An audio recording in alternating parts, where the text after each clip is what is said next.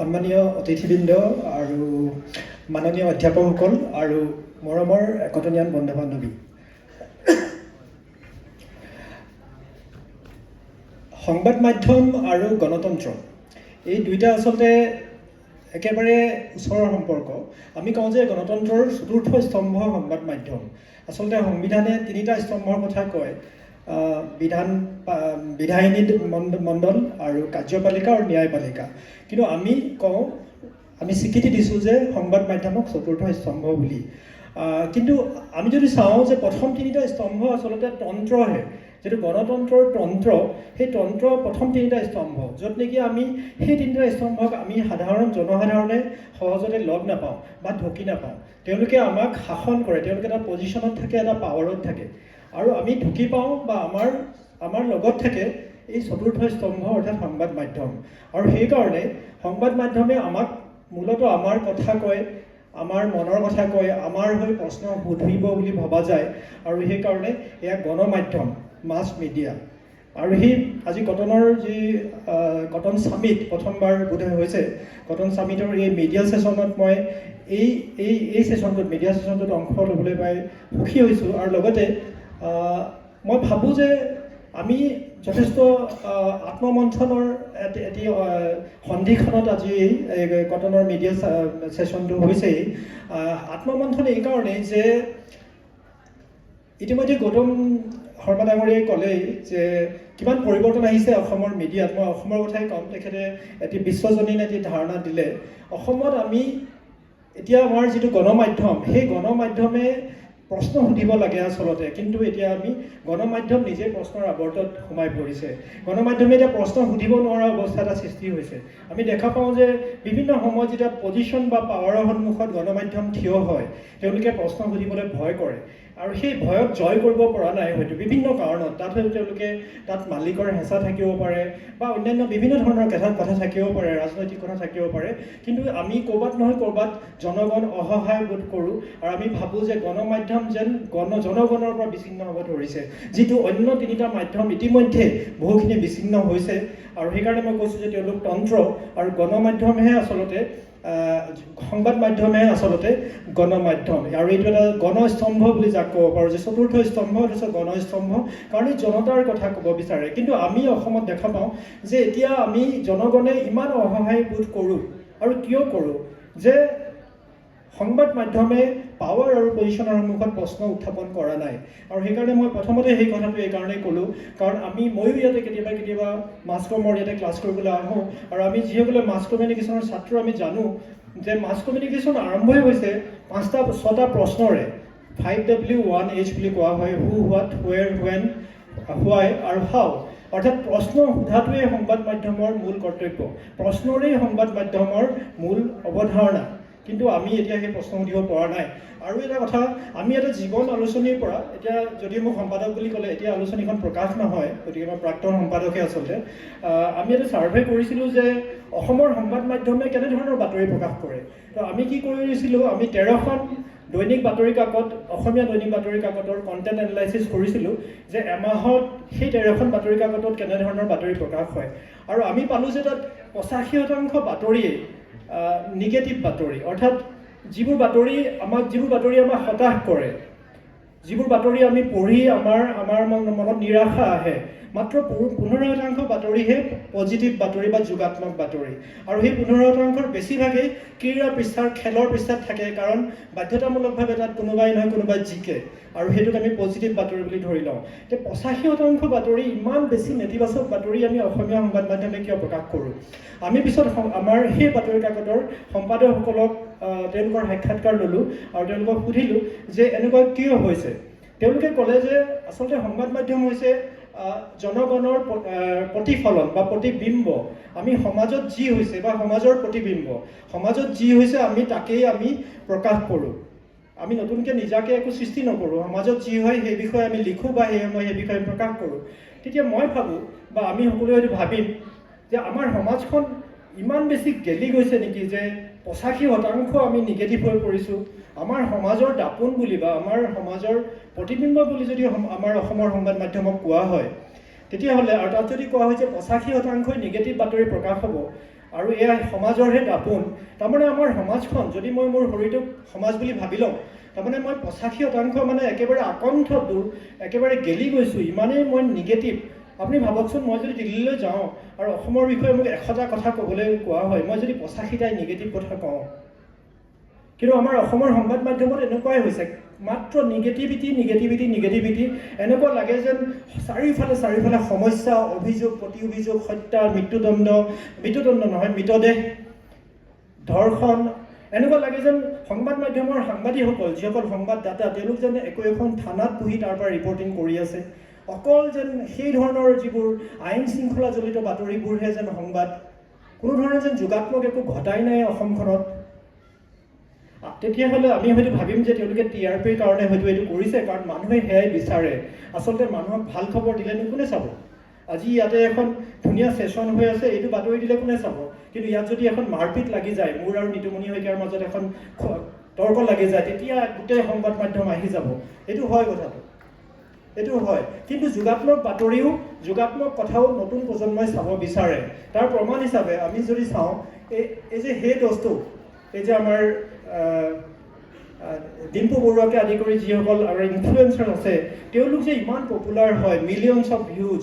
তেওঁলোকে চাবচোন, তেওঁলোকে একো নিগেটিভ সাধাৰণতে একো চেল নকৰে, তেওঁলোকে এটা পজিটিভিটি চেল কৰে। তেওঁলোকে ক'ব, চাওক কটন কলেজৰ কেবিআৰ হলটো কিমান নতুনকৈ সজাই তুলিছে, চাওকচোন সেই দোষটো, চাওক ইয়াৰ কি ধুনীয়া AC চলি আছে, ইয়াত কি ধুনীয়া ভাষণ দি আছে।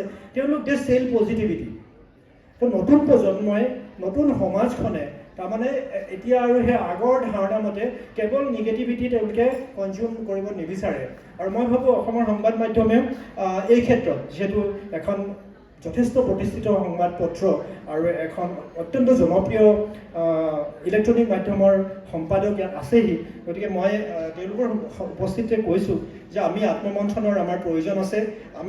আমি কি কৰিব পাৰোঁ যে আমাৰ জনপ্ৰিয়তাও হ্ৰাস নাপাওক, আৰু আমি কেৱল হতাশা বা নিৰাশা বা নিগেটিভিটি বা নেতিবাচকতা আমি বিক্ৰী নকৰিও আমি চলিব পাৰোঁ। আৰু এতিয়া যিহওক আমাৰ এতিয়া এনেকুৱা হয়, আমাৰ নতুন প্ৰজন্মই এই সংবাদ মাধ্যমক যে যিবোৰ চিৰাচৰিত সংবাদ মাধ্যম, যিবোৰ মেইন ষ্ট্ৰীম বুলি কওঁ আমি, মেইন ষ্ট্ৰীম কাকত বা চেনেল, সেইবোৰতকৈ আজিকালি ফেচবুকৰ ফিড বা এক্সৰ টুইটত বেছি গুৰুত্ব দিয়ে। আজি যদি কিবা এটা ঘটনা ঘটা বুলি শুনে, তেওঁলোকে ফেচবুকটো খোলে, বা আমিও ইনফেক্ট আমি এক্সত যাওঁ আৰু চাওঁ বা ফেচবুকত চাওঁ যে সঁচাকৈ ক'ৰবাত বম ফুটিছে নেকি বা কিবা এটা হৈছে নেকি। এই যে নতুন প্ৰজন্মই যে এটা নতুন মাধ্যম তেওঁলোকে বিচাৰি লৈছে, এই বিকল্প মাধ্যমটোত তেওঁলোকে কি পাইছে আচলতে, ইয়াৰ দুইটাৰ মাজত কি পাৰ্থক্য, সেইটো আচলতে মই ভাবোঁ চাবলগীয়া বিষয়। আমি আৰু এটা, যেতিয়া আমি মাছ কমিউনিকেশ্যন পঢ়োঁ, আমি পঢ়িছিলোঁ ইনভাৰ্টেড পিৰামিড বুলি। তাৰমানে যিটো ঘটনা ঘটিছে সেইটো আৰম্ভণিতে কৈ দিয়া যাওক প্ৰথম পেৰেগ্ৰাফতে, আৰু পাছত লাহে লাহে অলপ কম গুৰুত্বপূৰ্ণ কথাবোৰ কৈ অহা হওক, আৰু একেবাৰে শেষত আটাইতকৈ কম গুৰুত্বপূৰ্ণ কথাটো থাকিব। কিন্তু এতিয়া আচলতে যিটো দেখা গৈছে, যিটো এতিয়া পৰ্টেল কালচাৰ, সেইটোত হৈছে কি, একেবাৰে গুৰুত্বপূৰ্ণ কথাটো একেবাৰে শেষত। মানে এতিয়া ইনভাৰ্টেড পিৰামিডক আকৌ উল্টাই দিয়া হৈছে, এতিয়া আচলতে পিৰামিড নিউজ মেকিং বুলি ক'ব পাৰি। এতিয়া প্ৰথমতে একেবাৰে অনাৱশ্যক মিছামিছি কিছুমান ৰহস্যৰ সৃষ্টি, আৰু শেষতহে মূল কথাটো, যাতে তেওঁলোকে ভিউৱাৰশ্বিপৰ টাইমটো তেওঁলোকে খাব পাৰে। আৰু সেইকাৰণে এতিয়া মই সেইকাৰণে কৈছোঁ যে এতিয়া মাছ কমিউনিকেশ্যনৰ বেছিভাগ তত্ত্ব এতিয়া আচলতে ব্যৰ্থ হৈ গৈছে। এতিয়া সম্পূৰ্ণ নতুন ধৰণে নিউ মিডিয়া সৃষ্টি হৈছে। আৰু সেইকাৰণে আমি যিসকল কনজিউমাৰ, মিডিয়াৰ কনজিউমাৰ আমি আচলতে, যদিও আমি নিজকে পাঠক বা শ্ৰোতা বুলি ভাবোঁ, আমি আচলতে মিডিয়াৰ কনজিউমাৰ, কাৰণ ইতিমধ্যে মিডিয়া এটা প্ৰডাক্ট হৈ গৈছে। চ' মিডিয়াৰ কনজিউমাৰে আমি যথেষ্ট ক্ৰিটিকেলি আমি মিডিয়াক কনজিউম কৰিব লাগিব, কাৰণ আমাৰ সন্মুখত যি আছে আমি কেৱল সেয়াই পঢ়িব বা চাব নোৱাৰোঁ। আমি জানিব লাগিব যে ইয়াৰ আঁৰত কিবা প্ৰফিট বা প্ৰপাগাণ্ডা বা অন্য কিবা কথা থাকিব পাৰে, আৰু সেইটো আমি বিচাৰ কৰিব লাগিব যে আমি কিমান নিৰপেক্ষভাৱে এই কথাটো উত্থাপন কৰা হৈছে, বা কিমান এয়া সমাজৰ কাৰণে জৰুৰী, আৰু আমি ইয়াক কিমান গ্ৰহণ কৰিম আৰু নকৰিম। আমি এতিয়া আগৰ নিচিনাকৈ যিটো নিডল বুলেট থিয়ৰী বুলি কোৱা হয়, যে মিডিয়াই কিবা এটা ছটিয়াই দিলে আৰু চাৰিওফালে সিঁচৰতি হৈ গ'ল, এতিয়া সেই সময় নাই। এইখিনি কথা কৈ মই বৰ বেছি কথা ক'ব নিবিচাৰোঁ। মই ভাবোঁ যে এক ধৰণৰ অডিয়েঞ্চ এক্টিভিজমৰ দৰকাৰ আছে।